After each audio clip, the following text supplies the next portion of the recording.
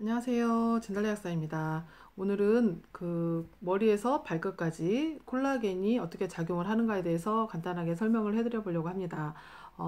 우리가 콜라겐 하면 이렇게 피부 탱탱한 이걸로만 주로 많이 생각을 하고 있는데 콜라겐은 우리 몸 구석구석 미치지 않은 곳이 없습니다. 그래서 요즘 뭐 홈쇼핑에서도 많이 광고를 하고 또 약국에도 다양한 콜라겐 제품들이 많이 나와서 많이들 사드시고 계시는데 콜라겐이 왜 중요한지에 대해서 한번 설명을 해드려 보겠습니다.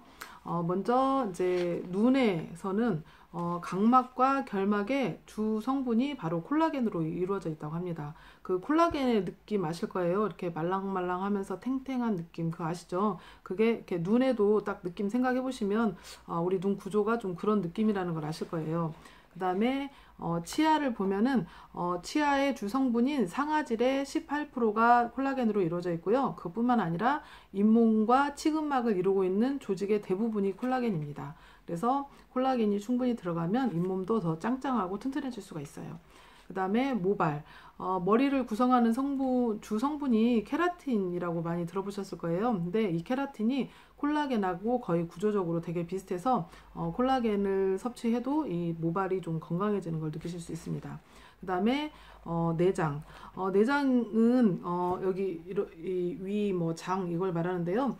위에서 장까지는 이렇게 계속적인 지속적인 이렇게 근육 운동이 필요하거든요. 그런데 이런 근육 운동을 이렇게 뭐죠? 이렇게 탄력 있게 해주려면 그 장 점막 세포에도 콜라겐이 충분하게 들어가 있어야 됩니다.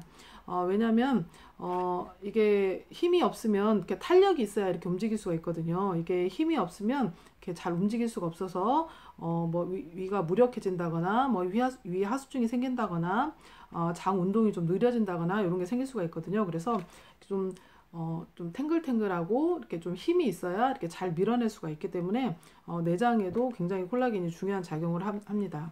그리고 모든 관략근의 80%가 콜라겐으로 이루어져 있다고 합니다. 우리 몸에 다양한 관략근이 있는데요. 식도에서 위로 넘어가는 데도 관략근이 있고요. 위에서 소장으로 넘어가는 데도 관략근이 있고 또 뭐 방광, 항문 여러 다양한 관략근들이 이렇게 이렇게 조여주고 있거든요.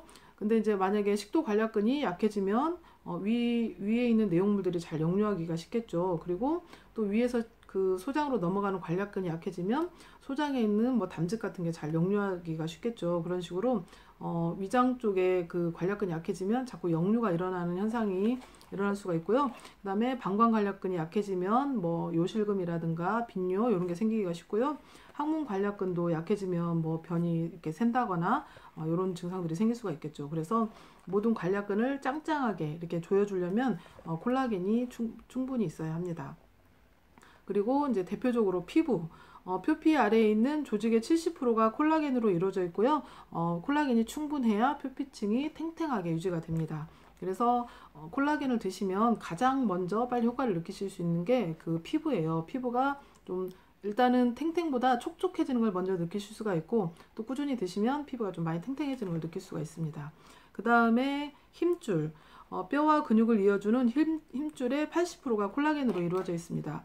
우리가 이렇게 어떤 특정 운동, 뭘 이렇게 뭐 치는 운동을 자주 한다거나 아니면은 어떤 특정 이렇게 동작을 계속 하다 보면 이렇게 인대가 약해지는 경우가 있죠. 그런데 이 힘줄이나 인대를 구성하는 성분도 대부분의 성분이 콜라겐이기 때문에 콜라겐이 충분해야 이 인대를 짱짱하게 유지해 줄 수가 있습니다. 그래서 뭐 운동 같은 걸 많이 하시는 분들 같은 경우 인대가 또 쉽게 이렇게 좀 인대가 늘어난다고 하죠. 이제 그런 거를 자주 앓는 분들도 이 콜라겐을 좀 꾸준히 복용해 주시면 도움이 됩니다.